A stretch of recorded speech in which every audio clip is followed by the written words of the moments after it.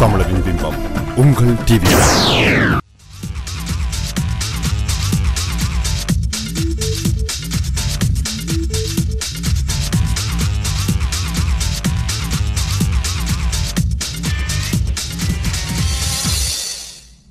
Welcome to CrossRoads on TVI, a show that showcases the Tamil Canadian community, their issues and their successes. I'm your host, Manjula Salvaraja. I'll put out a warning out there right now that my voice is going to crack once in a while because I'm just getting over a cold and I'm hoping to infect all our guests today, or hoping not to. But regardless, thank you so much for joining us.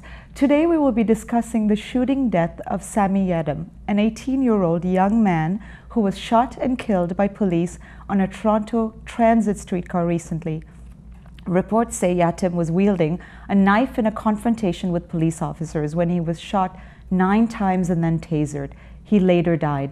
Shortly after, a bystander released a video of the incident that has prompted many discussions and debates on the use of force by the police here. Here's a clip of that video. Drop the knife now! Drop the knife!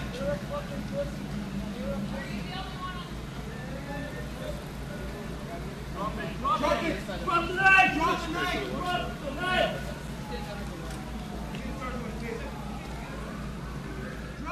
And we will be discussing that incident today. Call us to share your thoughts on this story at 416-623-8100. Let's meet our guest. Saeed Selvam is the co-founder of the Spark Initiative, a member of the Chief's Advisory Council, and has advised the White House on gun violence prevention initiatives in Canada. Nirupan Sivakumaran is a city youth councillor for Ward 39, a repeat guest, Ward 39 Scarborough-Agincourt, a member of the 42 Division Community Police Liaison Committee, and the Toronto Crime Stoppers 2013 Student of the Year. Ravi Ravindran is a neuroscience and psychology student at the University of Toronto and the founder and project manager of a very innovative crowdsourcing news platform that provides a way of distributing news. Thank you for joining us. Thank you. It's such a pleasure to finally get to talk about this because we have been having people write us to tell us there's some interest in this. So I'll start off with you, Saeed. I mean, what were the thoughts that went through your mind when the news of this, when the story broke? Well, first of all, my friend had told me about the incident, and when I had heard about the incident, I immediately took caution before I leapt to judgment. I wanted to make sure that I had seen the video or something like that before I can actually make up my mind about what had happened. So when I went home and I actually saw the video, I was distraught, and I was surprised to see how blatant the excessive use of force was in the video. And to me, it was just tragic to see something like that, especially when you have you have a teen who's wielding a knife who was significantly outnumbered by police who are armed. So I mean, at the end of the day, it was tragic, and I felt that I had to do something and speak up about it.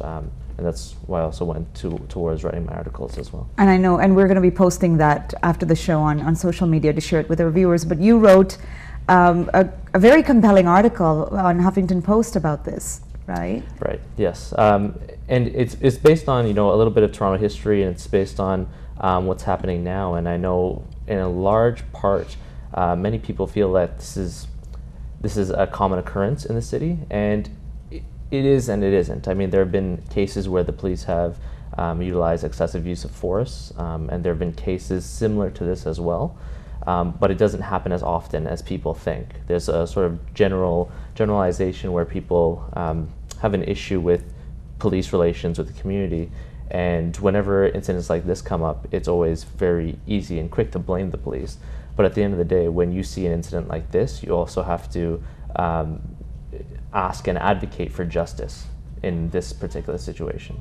Interesting. So there are a couple of points there I'm going to come back to. Sure. Yeah. So you tell us, I mean, Nirupan, what did you think when you first saw the video? I mean, I was just going through my Facebook feed and I was just looking at, some of the comments, and I saw this video of, this boy is shot to death by Toronto police. And then when I was looking into the video, it just seemed like, from the description, all it said was one man was on a streetcar and there was almost 10, 15 police officers and they were just shooting at him. And then on top of that, they tasered him. And when I saw that, it was really upsetting because, he's only an 18-year-old boy. We're not sure why he did what he did, but it just seemed very excessive to me. But after looking at the case, and I want to look at how often do incidents like these occur, I found that it was a lot less than what most people on Facebook were saying. Because although people were very upset, and I think it is justified, I think it is justified that the public is outraged over this specific incident, I don't think it's a common occurrence because the actual statistics and rates of deaths by police shooting are quite low. And I think we have to take that into consideration when looking at this issue because the majority of police do very good work. And I think when addressing an issue like this, we have to approach it carefully and calmly and be as objective as we can. Okay. And interesting, because few points there that I want to come back to too. Ravi, I'll let you get in a word here before we go to that. Go on. What did you feel when you saw this? For me, when I first saw it, it was actually at work. A coworker called a few people over and just showed this video. And I just thought it was like a random clip from around the world until I realized it's a TTC streetcar. And after a few times that I've seen it, for me, it was nothing short but an execution by an overzealous police officer. All right, he took it upon himself to act as judge, jury, and executioner. All right, police are supposed to be trained to de-escalate situations, and in other cases they normally do that. But this cop took upon himself to escalate the situation. He dared the guy to come forward, to take a step forward, right? And then when the guy did, that's when he launched the first 3 shots. Even after that, when he's twitching on the ground, 6 more shots. All right. In that division, the sergeant is the one that carries the taser, and he was actually 30 seconds away. All right, all they had to do is ask for an ETA. They would have told them. All of the cops are just milling around, just waiting for that guy. But this cop took it upon himself to act. All right, and he acted fatally. So you do, okay. So we are seeing some clear divisions here. So Yeah. let me come back to something that and thank you for being frank about that. Yeah. So come back to something that you said about the rate of occurrence, which is, what you're stating is there's a difference between public perception and reality when it comes to stats. So talk to me about that, Saeed. Well, in the past, there have been incidents where police have shot unarmed teens, and this has happened in Toronto, especially since the 1990s, where you had a young black male who was shot by Toronto police, and there were riots on Yonge Street. So it happens, but again, it's not a trend in police. It's not a trend in the way that they deal with the community. It's not a trend in the way that they deal with young people. So it's easy for people to jump to a conclusion that this is a common trend because, essentially police have a lot more authority and power than the average citizen. What's important, though, in this case is what happens with the SIU decision. And that's if the SIU rules that, the officer should be charged with manslaughter or first degree, then I feel that it would be a just outcome.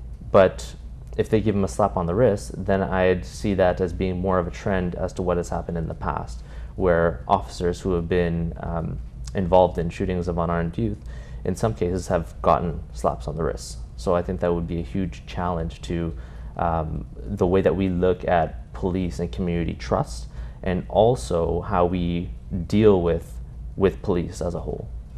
Now, there's the sense that I have, it's reflected in some of what Ravi has said as well, that people are really frustrated. And I actually was very surprised by the reaction of people. I actually thought, the first thing that came to mind when I saw the video for me is I thought, no one's going to do anything. And then I just saw the ramp up, the protests, the social media outpouring. So I got the feeling that people were actually frustrated. Why do you think that is? Why do you think this particular case has caused that kind of a reaction? Nirupan? I think there's a couple factors to consider, even just looking at the history. If we were to go back a couple years, it was not only a couple years ago that we had multiple protests. For example, the G20 protests, the Occupy Bay Street, these are major protests where thousands of people have become upset over police tactics.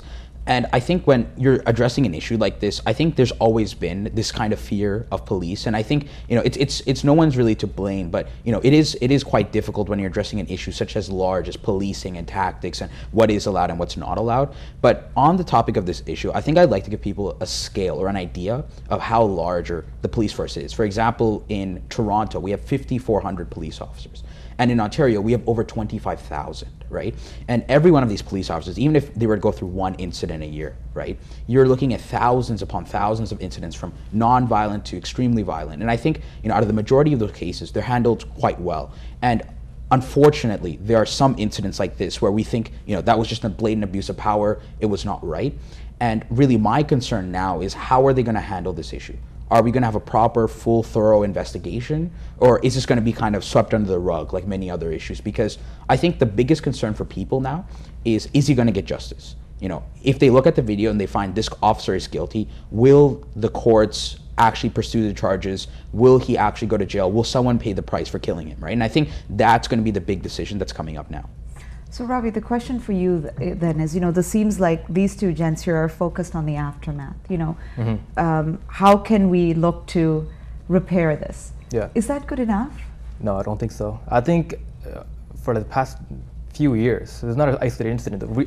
The reason why there's such a huge reaction is that a lot of people have firsthand accounts with over-aggressive police officers. Like I grew up in Scarborough for 11 years, right? When I went to high school, just 2 years before, was huge violence in my high school, right? It was the point where our vice principal had a machete put in his head, right? So it was pretty bad, right? And the Tavis gang unit, special police unit was assigned to our area, and they were overzealous completely. They'll do illegal stop and search, right? And you're a kid, you don't know what's going on. They'll pull you over. They'll you might stop not you. know your rights, you mean? Exactly. Okay. And they'll stop you and they'll search you, they'll ask you questions, they'll take your ID, and they track you too. Right? If the cop pulls you over later on the street, not even in a car, you're 15, you're walking around, right? It's like, oh, you're over here now. What are you doing here? All right? So a lot of people have these issues where the cops have been over aggressive, right? I've seen in my own eyes, there was a group of kids, this is about a few years ago, they were high school kids too, probably what, 18, 17, they were drinking it at a park, illegal, for sure. 2 cop cars pulled up, and the guys immediately tried to put the bottles away, tried to hide it. You know, the typical reaction. One cop actually came out of the car, and before the guy even apologized, punched the guy in the face. Young guy. Just punched him in the face and started beating him on the ground. And his friends put their hands up. Other cops just watched, and then after a while, just calmed him down, right? And the same situation we see here. All the cops that are there were milling about. They were not aggressive at all. They were just waiting, all right?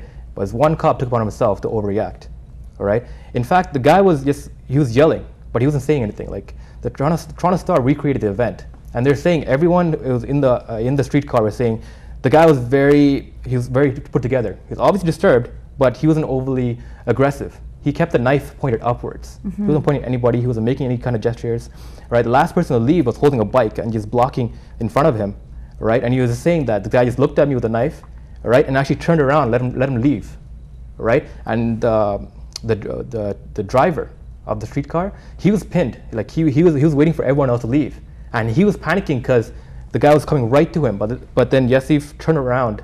Sammy turned around, and the guy escaped. Right. That's when the cops started coming. Right. And the first cops on the scene were actually the cops are on the bicycles. Right. And the cops on the bikes are actually trained to use the bikes for protection, to block and to contain an enemy. Right. So there's no real risk of him running out of the car or escaping because there's only 2 exits, and they can easily cover that with the bikes. And you can see in the video the bikes are parked right on the side as well. Right. And when this cop arrived, again, the ETA of the sergeant with the taser was 30 seconds. And in the end, the guy, when he was tased, is actually the sergeant who comes up to front, assesses the situation, sees the guy on the ground, and tases him. Right? Now, we don't know whether it was actually the gunshots or the taser that killed him, because tasers are actually pretty harmful for people with heart conditions. It's a known fact. Right? Now, they say that in defense that there was a study done that all the subject needs is about 21 feet in order to do some harm to a police officer with a knife. But that's with the police officer with with his gun in the holster. This cop had it out, waiting and willing. And when Yassif, I keep calling him Yassif. Yeah, when Sammy saw him, he did yell. he yelled at the police. He challenged them. He said he swore at them. He called them pigs, right? And that's when the cop started overreacting. So I see what you're saying, that and it's funny because I feel like some of the people that I've been speaking to give me that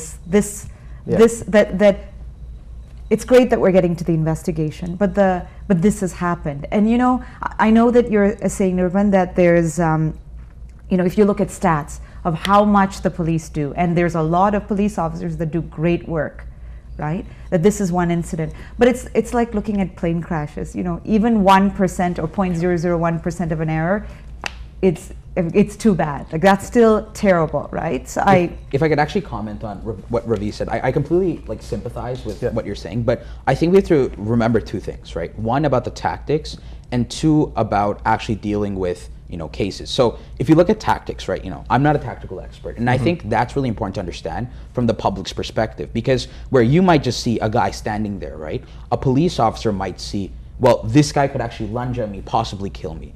And I think it's a very different situation, because it's easy for us to say behind our computer screens, this guy was clearly just shooting and, you know, he, you know, just went too far. But I think you have to really be there to understand the situation. I'm not apologizing for what the police officer did, but I think if we find more evidence, or specifically, you know, more, you know, a clear footage, maybe from inside the TTC, it might give us a better picture of what the person was doing. Because if they were to go ahead and taser him, we might find that actually on the video, maybe he was being attacked, maybe he was trying to attack or lunge, maybe he had other arms. And before we start making judgments or calls, or this person should be put for manslaughter, I think we have to really assess the situation, do the investigation, find more information. But then I think, you know, he made a really good point about there's a lot of incidences where police will do improper work, a few police officers, a very small percentage, and they're let go free. And I think that's what's really upsetting to the people, because when someone does something wrong, right, we want to expect them to be held to the law just like everyone else, right? And it's even more upsetting when police officers, who are supposed to be the people, you know, respecting the law, are disobeying it. I think that's when people really get upset. So when you're talking about your question even before of why are people so angry, well, they're the ones supposed to be protecting us. And there was a lot of protest signs saying, you know, protect us from our protectors. And I think that's really the idea that's going around right now. Saeed, what are people in your net? I mean, you have, you work with, you know, youth, you work with so many different sectors, you work with police officers as well. What are you hearing from your different networks about this? Anger, and that's the first reaction. And I think people have every right to be angry. I was angry when I saw the video. I was completely angry, and I sympathize with Ravi's statements as well. You know, there have been many cases where, you know, they're not necessarily lethal interactions, but they're violent interactions, and they are clear-cut cases of excessive use of force. People have every right to be angry, and they should, over this case in particular. But, you know, looking at the video, there's very little, especially in my opinion, that the police could say to justify the actions of that officer. Even if he was an immediate threat, the point is, after 3 shots, he wasn't. You know, he was immobilized at that point. And I mean, anybody who sees the video, despite the angle, can see that. It didn't warrant another 6 shots into the streetcar and a taser discharge, right? So I actually hope and would actually encourage people to get active on this issue. I know that on August 13th, there's going to be another rally held by the same rally organizers for the first rally. And I'd encourage people to demand justice for this issue. And you know, this is how it comes back to we've talked about civic engagement. You preach it all the time, is that if you want the change, it can't just be viewing and commenting on social media. We are going to actually take a call now from someone who's been watching. We have someone called Sanjay on the line. Sanjay, go ahead. Yeah, I've been listening on the show, and I have a 2-part question actually in relation to the shooting. The first thing is, I definitely agree that this is, like, I don't believe that this is an isolated incident, because I do know many people with first-hand experiences of things happening in relation to the police force. And the second part of the question that I had is, what can be done to prevent this in the future? Like, I've been hearing about a few things in the media where maybe police officers should have small cameras attached to them to be able to record exactly what they do in each instance. And I just want to know what you guys think about that. And before I go to that, Sanjay, I'm just curious. I mean, what were your thoughts when you when you saw the story break? I mean, I think it's just the general consensus. It's a very brutal video that came out, and I think it's unnecessary. It's definitely unnecessary. Well, thank you for calling. So you've heard his question. I think we have a couple of minutes. One of you, Saeed, do you want to try that? Sure, yeah. I think that a lot has to be done. Like, this is a case that triggers police review, and it's something that the Ombudsman is working on as well. But, you know, I've heard of that suggestion as well in terms of having the lapel cameras, and I'm not too sure how effective that will be in preventing things, because, I mean, as it is, police officers have dashboard cameras as well, and this has happened all over the States.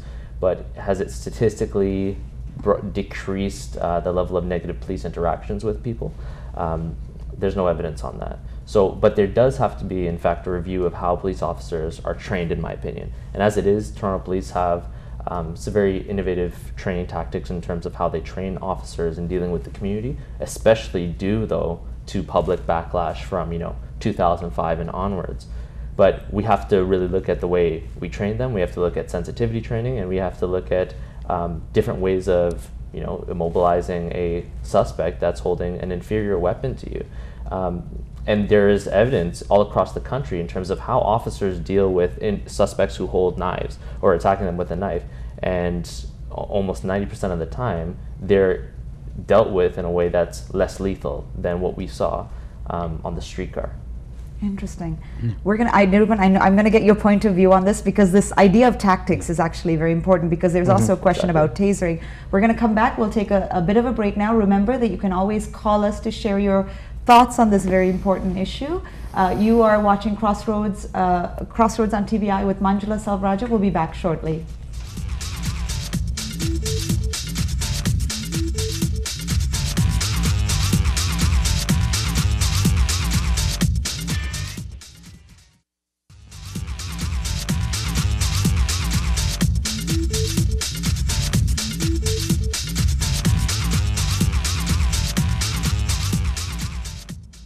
Welcome back to Crossroads on TVI. We're discussing the shooting death of Sammy Yatim with Saeed Selvam, Nirupan Sivakumaran, and Ravi Ravindran. Okay, where do we end up with that lovely question for that gentleman that called in? So you had something, because I saw you nodding halfway through. You wanted something to add something in on tactics, the use of the idea of that lapel camera. I think that idea is actually quite interesting, because Saeed is right in saying that it might not reduce the rate of violent crimes when you're talking about dashboard cameras, but what it did introduce was a lot more accountability, because when police officers can say, no, I did the right thing, you can talk about, they can hear the conversation, they can say, no, I wasn't overly aggressive, I did the right procedures, that not only protects people, but it also protects the police. And I think by having maybe those lapel cameras, I'm not sure about the specifics, and it would have to be investigated a lot further, but if it is allowed, I think it is an interesting idea, because it gives us the ability to protect the police officers, but then in addition, it also protects the people, because by having those cameras, police won't be as overly aggressive. They'll be careful about the tactics they use. And then on the point of tactics, I think it's important to remember the current Toronto Police, manual or guide, right? They don't call for overly aggressive tactics. They call for de-escalation, like you both said. They call for very, conservative, very soft methods to try to de-escalate the situation, remove it, and resolve it almost peacefully. But the thing is that if one or two police officers go off on that manual, I think it's less to do with training, more to do with one or two police officers that may have overreacted. And I think that's why I'm leaning towards, let's do the investigations. Let's make sure that those few police officers are accountable. But overall, I think the current methods are good, but I fully support an investigation, because it's always good to go back, look at the old training methods, see ways we can improve, see ways where there might be holes or loopholes or gaps in training, which we can improve on. And I think that's always a benefit for the people of Toronto. I think we are going to have a very short discussion about whether this is, an exception, or we're talking about something more systematic in a minute. But I do have to ask you a couple of questions, because people always are interested in finding out more about our guests.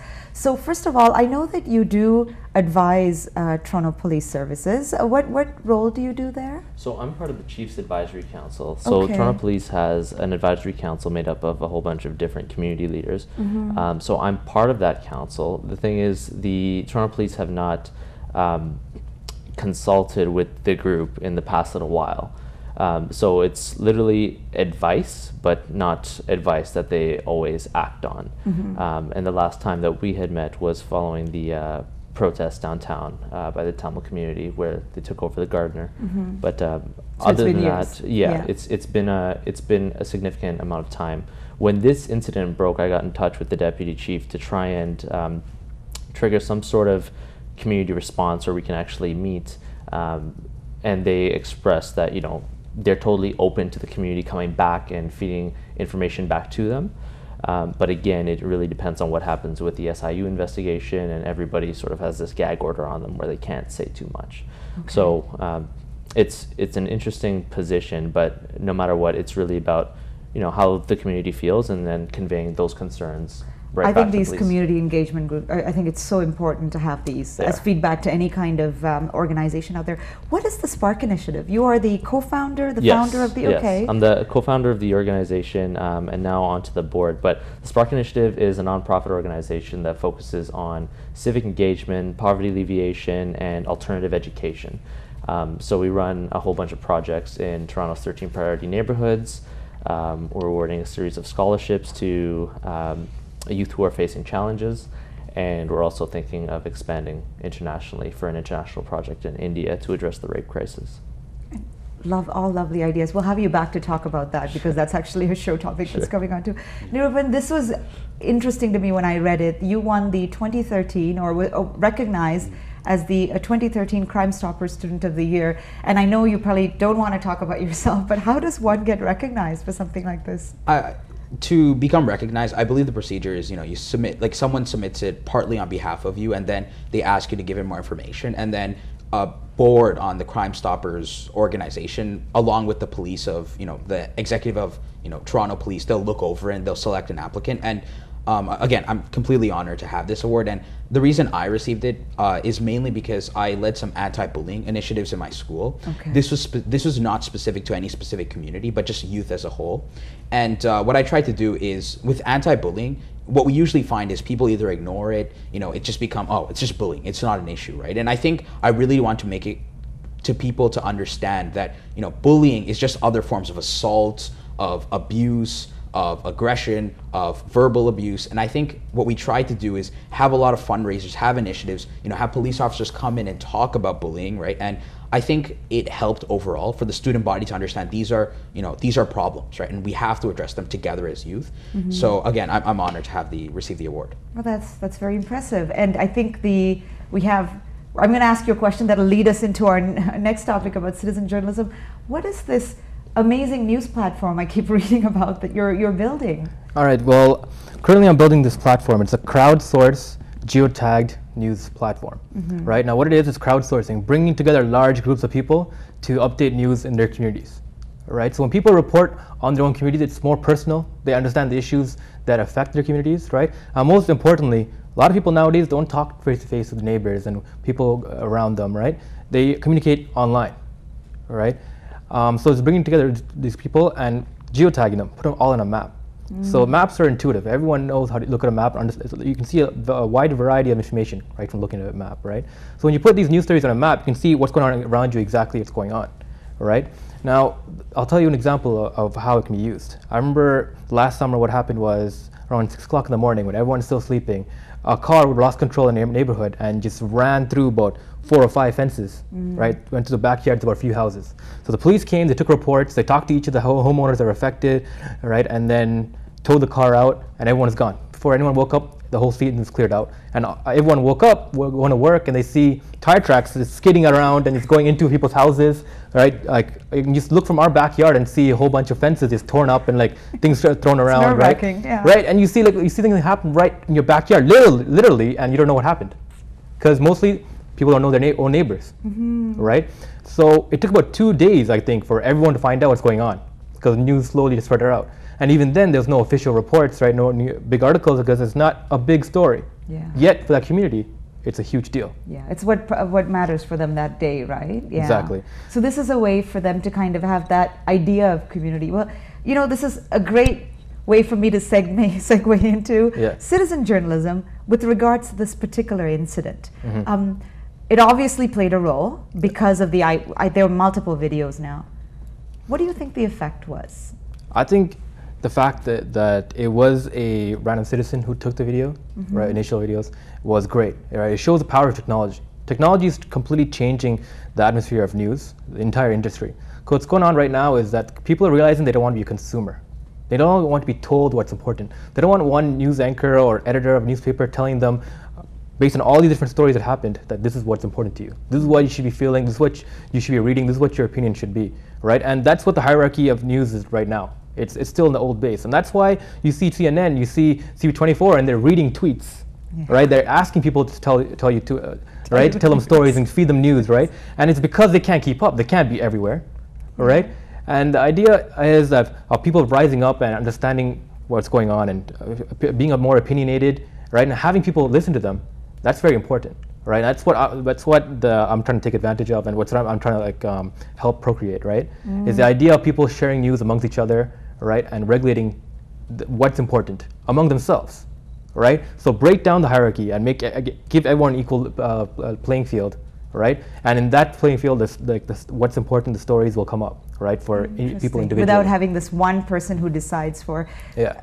You sound like you're itching to say something. Go on. Oh no, I completely agree with Ravi in saying that social media is huge now, right? You know, when you're looking at traditional media, you know, there's so many problems. The fact that one big is they're limited on the number of stories, and we're often disappointed that a lot of stories are overlooked. And then when you look at this video, this is a guy just taking out his cell phone camera, recording this, right? And he's bringing to attention another story which might have actually gone unnoticed completely, if you're looking at just from technical reports. And I think what was really great is that this video, you know, it's just a local video, but now it has, I think, over 750,000 views, right? And if you look at the kind of outreach, it is global outreach. And I think when you're talking about the power of social media, we really can't underestimate it. You know, this has brought a huge issue to light. And I think what's really important is moving forward, we really have to encourage the media to look at more cases, to investigate more thoroughly, because it is sad that oftentimes we find that in traditional media, they look at very few stories over and over and over again, whereas really on like the Twitter sphere, you're looking at 10 or 30 or 40 stories a day.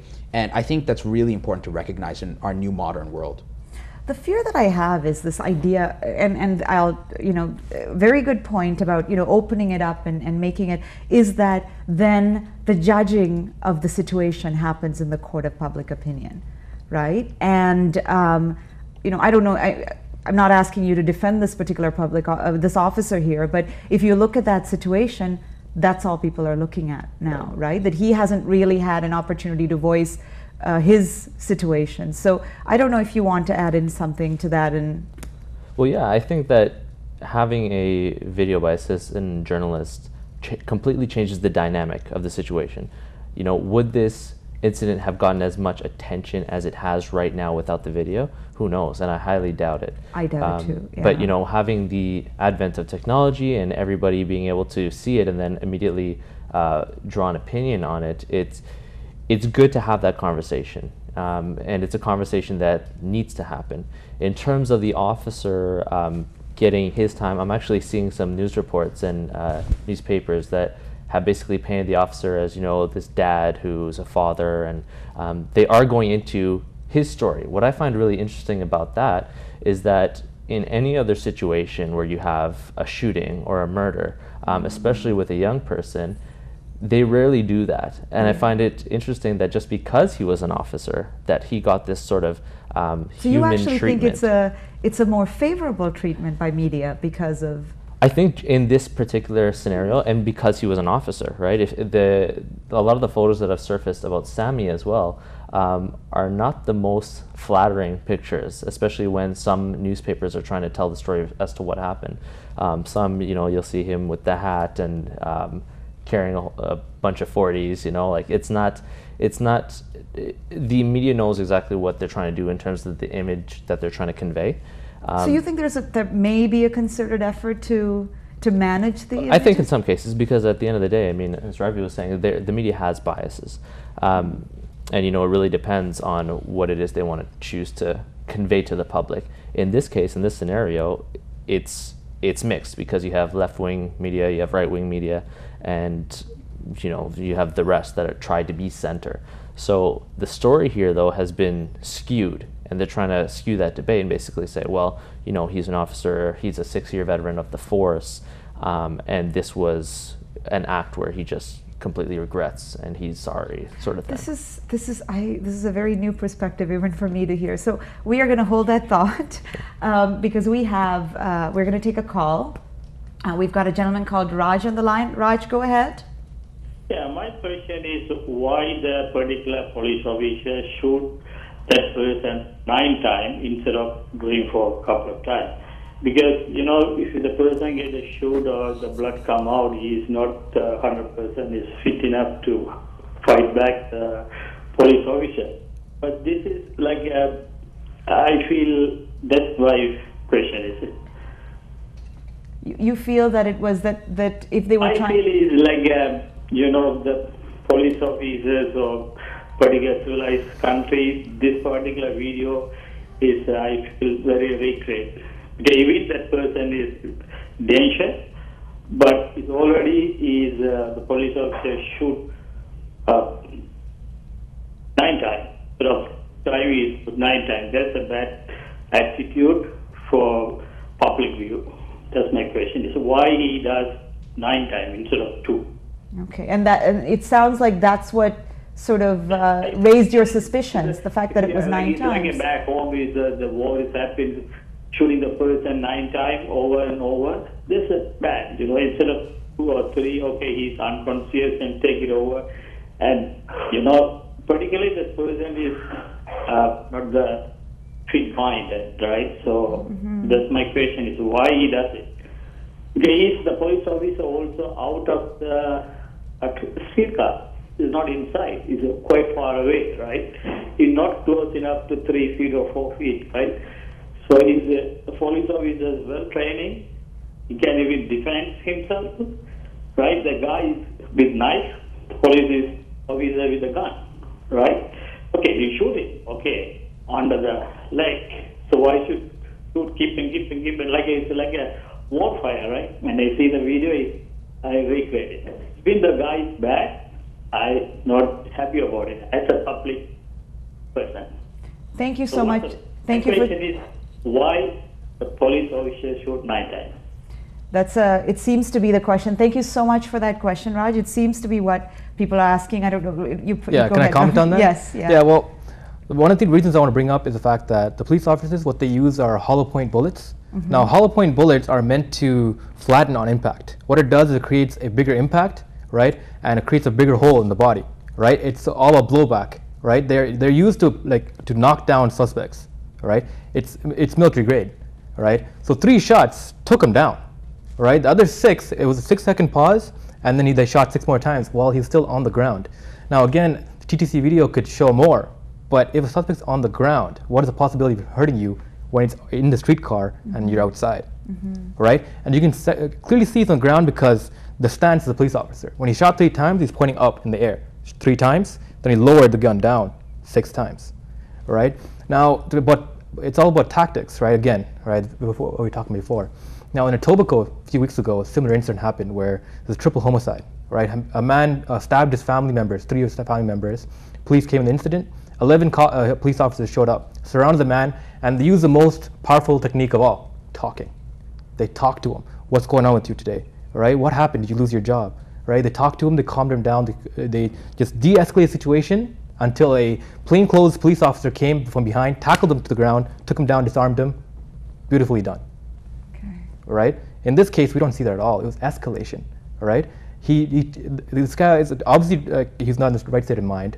Testosterone's pumping through him. He's challenging the police officers, and what the police officer do? He challenge him back. Yeah. Right. Take a step forward. I dare you. I think we've talked about de-escalation. Well, this show is getting a lot of calls. We've got two more callers on the line. We will have to take a break. So Jesse, Sanj, I hear that you're both on lines. Please wait through our break. We will take your questions right when we come back. Again, we're going to take a break now. You're watching Crossroads on TVI with Manjula Salvaraja.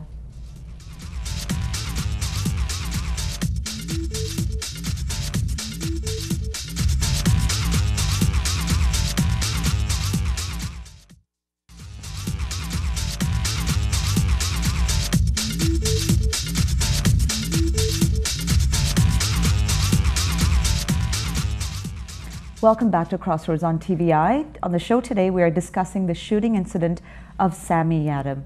We have some callers on the line. Thank you so much for waiting. Sanj, please go ahead with your question or comment. Hi, thanks for having me on the show. I just have a quick comment I wanted to make. And my opinion is that they should just let the investigation happen before they, there's a lot of people jumping to conclusions and saying what happened was outrageous. And yes, the YouTube video is disturbing, but I think people should just let the investigation run its course. Let's see what the conclusions of the investigation are, and then, and then respond to it, as hard as it may seem. A very interesting comment. I think we'll bring that. Thank you so much, Sanj. I think we'll bring that up. Let's hear the second question first, too. Thank you, Sanj. Jesse, go ahead. Hi, I have a question for Saeed. Considering the officer shot Sammy a few times and tasered him after, it's not an accident, clearly. Do you think there's a lack of accountability or lack of training among our police officers today?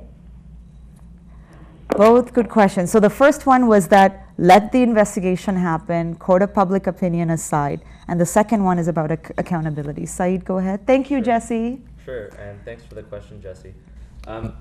In terms of accountability, it will depend on what the SIU rules. So again, if they rule in favor of a manslaughter or first degree charge, then I think that's accountability. I think because the idea of the SIU being there is to provide accountability to the public. They're supposed to be civilian led and civilian composed, in some cases made up of ex-officers, but at the end of the day, there's supposed to be that accountability mechanism. In terms of the training, again, I think it's an issue where you have to really, really focus on training in order to focus on prevention. So is accountability there? It will depend on the outcome of this. If he gets a slap on the wrist, however, then that's not accountability to the public, given what happened. So just to segue into the other question that was asked about letting the SIU case have its due course, it's interesting to consider, but at the same time, when there's such compelling video evidence of what happened, I think that it's our civic responsibility to react. So even if we missed something, even if we by chance missed, Sammy throwing the knife at the officer, at the end of the day, it's still 3 shots down and then another 6, right? So the point is that 3 shots already immobilized the suspect. Everybody who has seen that video can see that. Even if he was charging towards the individual, whatnot, it doesn't warrant like Raj his said, death at all. So in terms of accountability, it will really depend on what happens with the SIU. What's the history, the SIU? What is their history in handling and the trust between the public and the SIU? Trust in the fact that they can actually do what's appropriate here.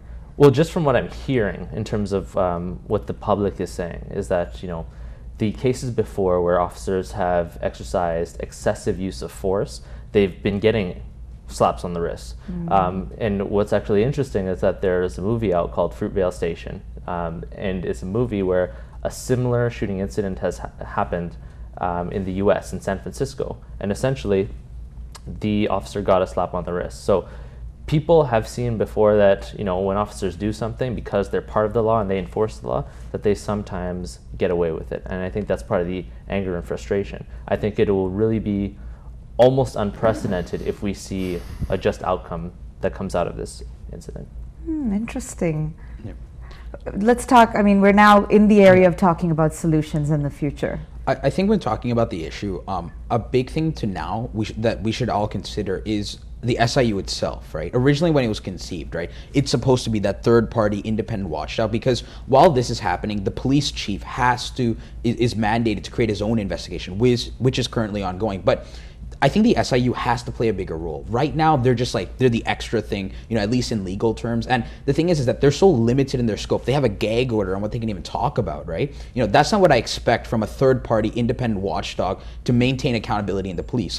Really, I believe it's what truly would be significant in change is if we could actually expand the scope of the SIU. If we were to say... So let me just stop you for a second so you can clarify. So there's a gag order on the SIU through the investigation or after as well? It's during the investigation, they're very limited on, for example, what they can talk about, but even after, they're very limited in the amount of evidence they can disclose, and they can only specifically talk about By who? the decision they make. I think it's by partly because if they don't, they will be sued by other organizations, and there's other legal concerns, and really sued by whoever is representing the police officers involved, for example. Yeah, and I think what we really do need to do is give them more power, more ability, more leniency in the type of decisions they can make and maybe the charges they can bring forward, because we want to make sure that police officers are held accountable, like Saeed and Ravi have said, and I think that's the biggest step that we can move forward with. Now, the Ombudsman has announced that he is going to do an investigation into this. What are your thoughts on that? I definitely support it. I think that it's always important whenever someone's killed by a police shooting, whether it's right or wrong,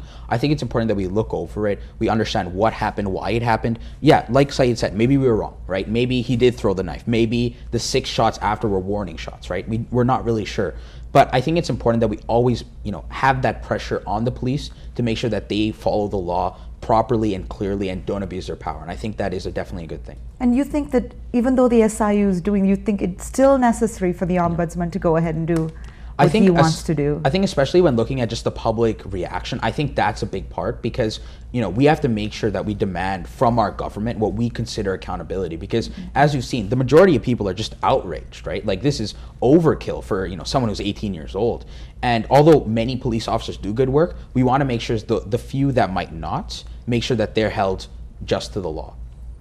Ravi, I know you have a lot to say, so I'm going to give you perhaps the final word. We'll see. Go ahead. I agree completely with what he said. I think that there should be visibility on the investigation throughout. Right now, the SIU, all they can say is the final outcome, right? What they decide.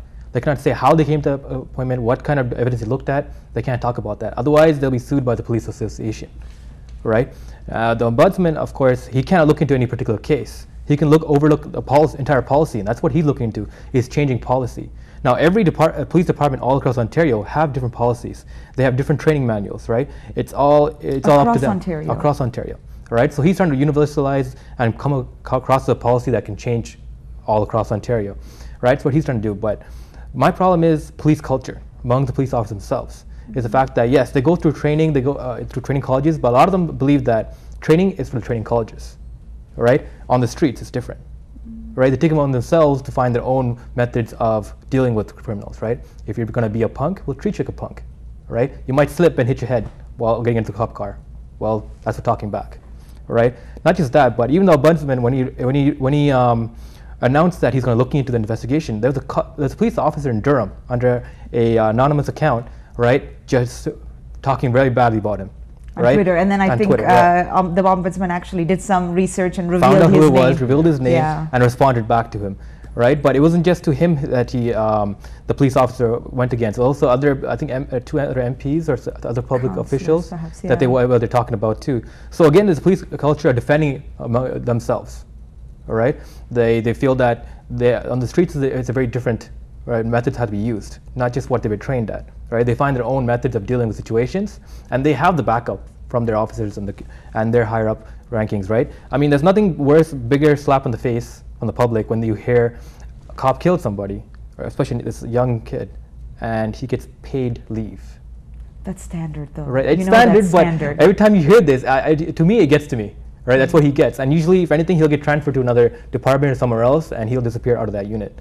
Right, and he'll continue on his career. Maybe get demoted and then continue on. So it sounds to me that even though this gentleman hasn't been charged, there is still an investigation. You do not feel like this will have the right outcome. Because I think it'll happen again and again. That's interesting. Right, I think the culture among the police officers is they don't necessarily have to follow the training manuals, the training. Right. You think there's a cultural issue too? Oh yeah, for sure. Well, we've heard a couple of things here. Okay. Again, I'll have to say this, I think we may have to come back for this discussion, because I think there's going to be a lot that'll happen in the next year on this.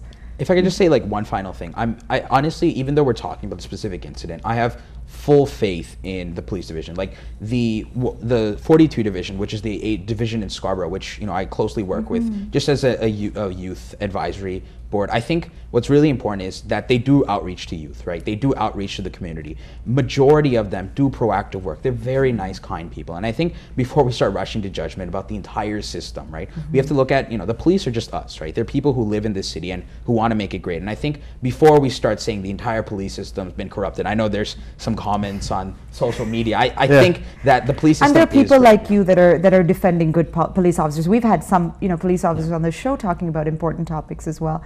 So that is a well-received point. Thank you. Thank you all for being here. This was, and obviously some heated discussion. We got a couple of calls in as well, and hopefully we can have your presence here again. Exactly. Thanks for Thank you. Once there's something that happens out of this investigation. And there you have it. And here are our final thoughts for the day.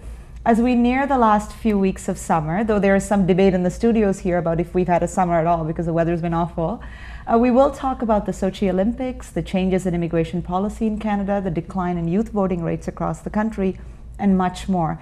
So tune in for those shows, but better yet, come and meet us in person at TVI's big annual event, Kondatam, which is being held from August 31st to September 1st at the International Centre. We look forward to seeing you all there, and if you have feedback from any of these shows, we definitely want to hear it. Thank you all for joining us. You've been watching Crossroads on TVI with Manjula Salvaraja.